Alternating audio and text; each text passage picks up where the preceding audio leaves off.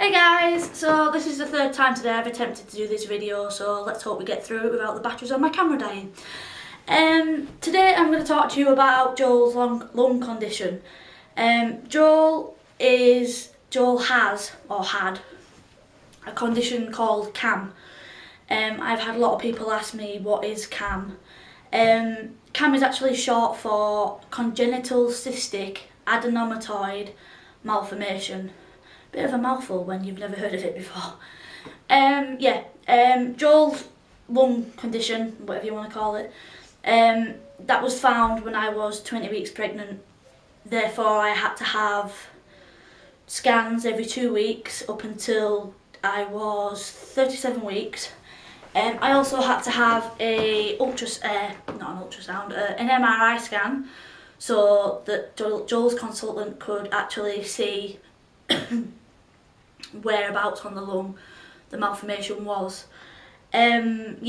So Joel's malformation was on the bottom lobe of his right lung.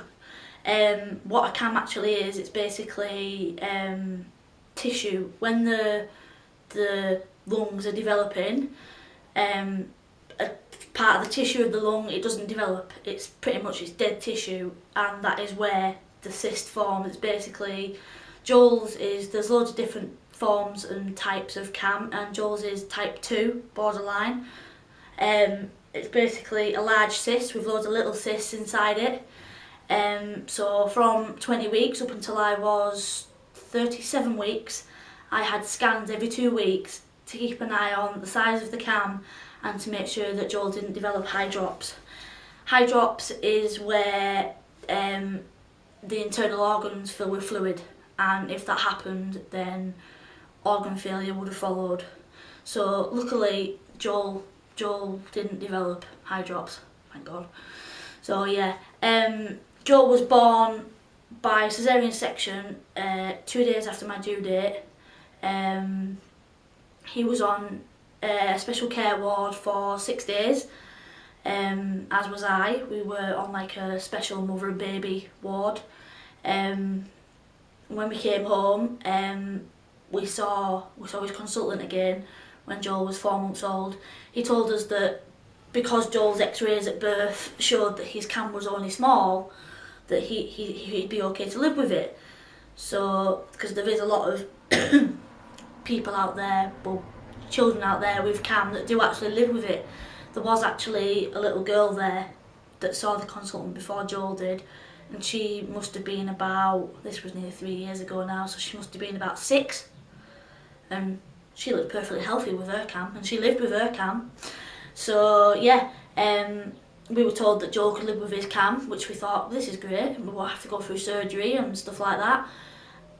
But then when Joel saw his consultant again when he was 11 months old, from 4 months to 11 months, Joel had suffered chest infection after chest infection. He was taken into hospital a few times due to viral infections. So when I saw his consultant and we told him this, he actually said that he wanted a CT scan doing so he could take a closer look to what had been going on with the CAM. So Joel was booked in for a CT scan on the 31st of August 2011, and we got the results for this CT scan on October 16th. And it actually turned out that even after birth, the CAM had continued to grow. It had once again pushed his heart over into his left lung, which was now squashing his lung, and it was also why he was having breathing problems, suffering chest infections. So it was there and then. He didn't even really have to think about it. It was then that the consultant said, right, we're doing surgery next month. It was like, surgery next month. I was like, okay. So meanwhile, he's there talking me through surgery. Everything's blurred in my head, and I'm just thinking, oh my God, oh my God, oh my God, oh my God. So we got out of the room, and he'd explained everything. I mean, I was totally fine with it, because at the time it was like, this is going to be great, this is going to be best for Joel. But then when we got out of the room, and we'd left, we were going home, I just totally broke down. He came out, he saw us, he gave me a hug and he says, I'm really sorry.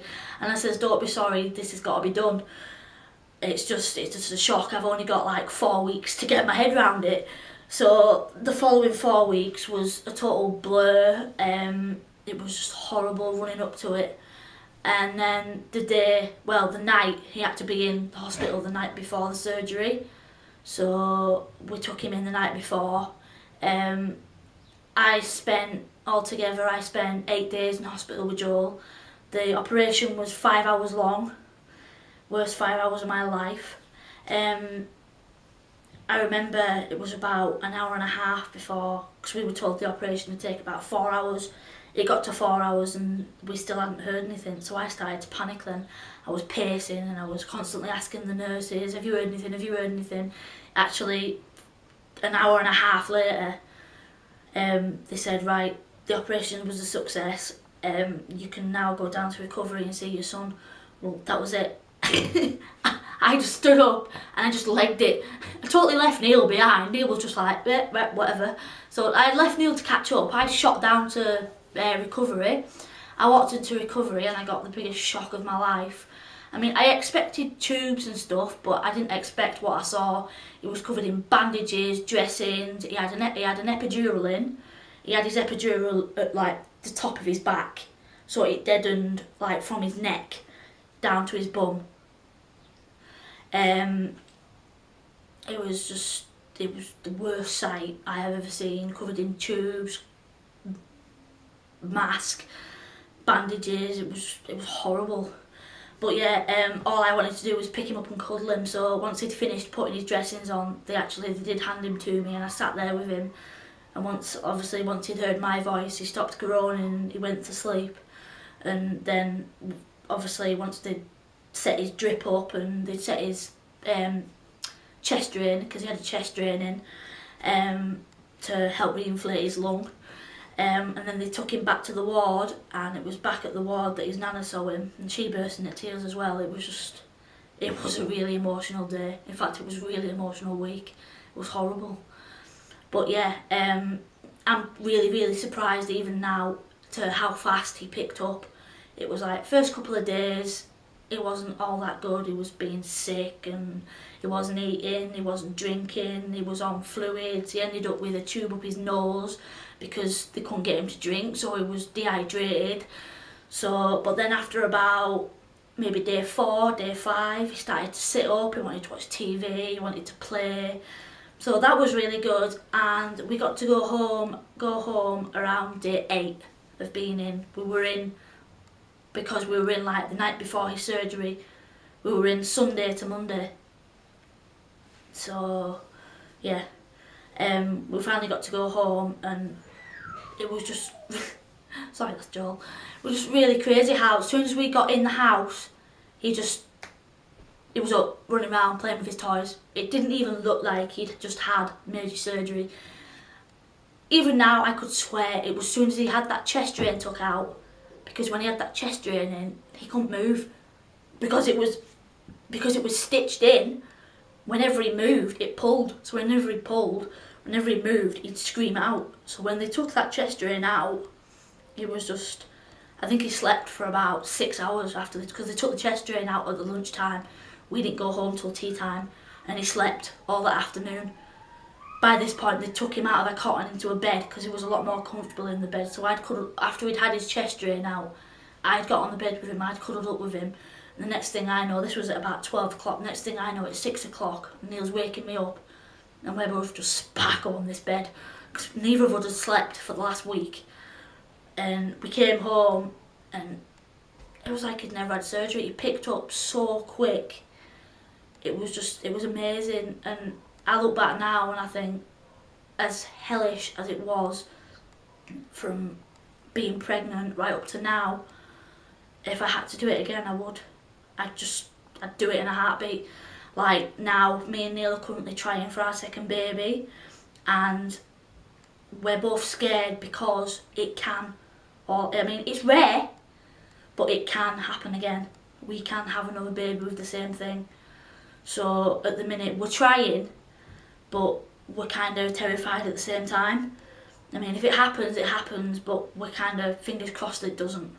Because I personally, if I had to do it, I'd do it, but I don't think I could be as strong. I think I would be a bit of a wreck having to do it again. But on a positive note, I guess I'd know what was coming. I'd know what to expect, what was coming and all this lot, because I've been there, I've done it all now.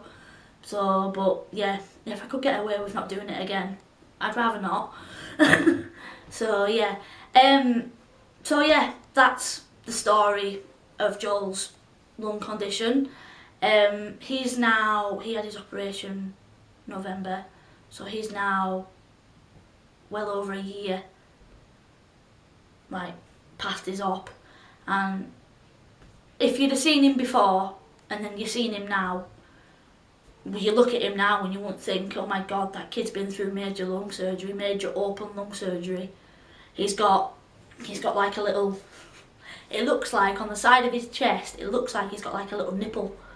It's not a nipple, it's where the chest drain was, and the skin, when it's healed, is sunk in. So when he breathes, when he's stretching, it looks like it's a little nipple popping out. It's actually really funny. And then he's got like a big scar from like here, right round. And I've actually got pictures on my Facebook. If you look on my Facebook, there's actually an album named Joel's CCAM Journey. If you look on there, you will see all the pictures.